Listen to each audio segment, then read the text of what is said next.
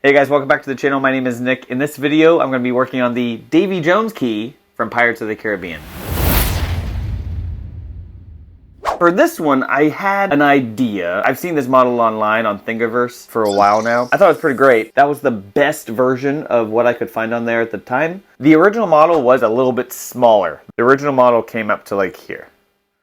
I found out on a few different sites that said that basically the key is supposed to be about 4 inches long. I like how this turned out. I think it looks really nice. I don't know if it'll fit in the chest. Gotta make the chest now. It didn't take very long to put this one together, so this may be a short video, but let's go ahead and get into the workshop and I'll show you how I put this one together.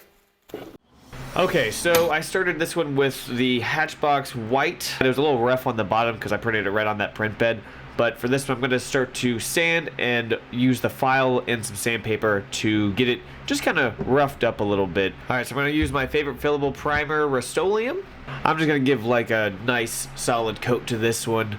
And I'm just going to continue sanding it after this. The model came out being a little bit more rigid as far as like more square. Like the edges of the ring part of the key are very straight and at right angles, so I'm just trying to knock those down a little bit. I'm not really looking to try to make it fully round or brand new and shiny, so I'm just trying to knock down those edges a little bit with the files. The print actually came out a lot more stringier than I was expecting it to be also. It didn't seem that it had very good adhesion, but it seemed to work out fine for what I was looking to try to create. I'm using an 80 grit sandpaper, trying to see if I can wipe away some of that primer, see if I can fill in any of those layer lines. I want layer lines, I don't want layer lines. I'm trying to find a happy medium in between the two things right now. Alright, so for this what I did is I was trying something out. I figured I could maybe take some fine sand and glue, and like Elmer's glue, and mix it together.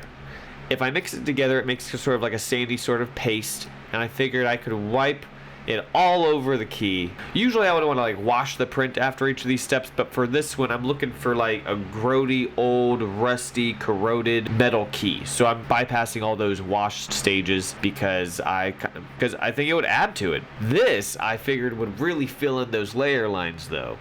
Alright, so that plan didn't really work out as I was hoping it would. Adding the sand and the glue as a paste actually gave it too much of a consistent look throughout the whole part instead of making it look more natural. So I washed it all off, started fresh, and added the glue and the sand just a little bit at a time. I'm really happy how this is looking so far. It's kind of randomized, it's kind of all over the place. It's definitely where sand would collect. Not only that, but it would be where rust would probably collect as well. I already did a little bit of a test. I put some sand on my old glove from the other video, the Kingslayer glove, and I covered it up with black Plastidip and black primer. The Plastidip's on the left, the primer's on the right side of the fingers. I think I really liked how the Plastidip actually came out looking. It looked thicker and a little bit more shiny, which I kind of was like digging that look. It looked more like corroded metal. I'm gonna go with the Plastidip for this step, black Plastidip, and I kind of like how it turned out really. It's already sort of looking like corroded metal, a metal key that's been under the water for a long time. And the sand and the glue really does stick to that well, and the Plastidip's actually gonna give a coating to it to where it actually seals it in to where it won't chip it off. It's a good effect. It looks convincing.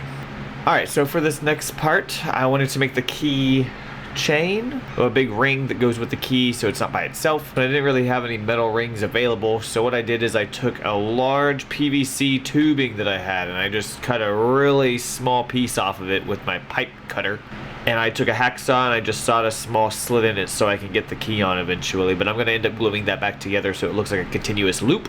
I took my files and I started wearing them down, just kind of trying to knock down those hard edges, create some distressed areas on the ring, some cuts, some jagged areas, some spots to make it look more weathered and more worn before I add the sand and the glue to it. Alright, so now I'm going to start putting a little bit of glue on there. Same sort of process I did before. I'm going to add the glue a little bit at a time, spread the sand on top of it, move it around a little bit, do it to the other side, and then let it dry. And we're going to continue with the Plastidip. We're going to give a nice thick coat to the Plastidip to the ring. Alright, so I had this idea. I wanted to use this multi-color texture spray paint from Rust-Oleum. It's like a sandy brown sort of shade or color. The last time I used this paint was on my fertility idol. It's stone based. It looks like stone, basically. If you spread it real thick over any sort of surface, it'll look like stone. But I figured if I sprayed it real light and kind of randomly throughout the piece, it would make it look more like there's surface sand that's stuck into the corroded metal. All right, so that was a whole lot of fun learning how to build this. It wasn't a complicated project. It was a little tricky figuring out how to make this texture work. The goal was to make it look like a corroded metal. I think this worked out really well. I had a lot of fun putting this together, kind of figuring out how to actually get the texture to work. I think it really kind of sells the idea that it's corroded, old, weathered. Quick, easy project for this week.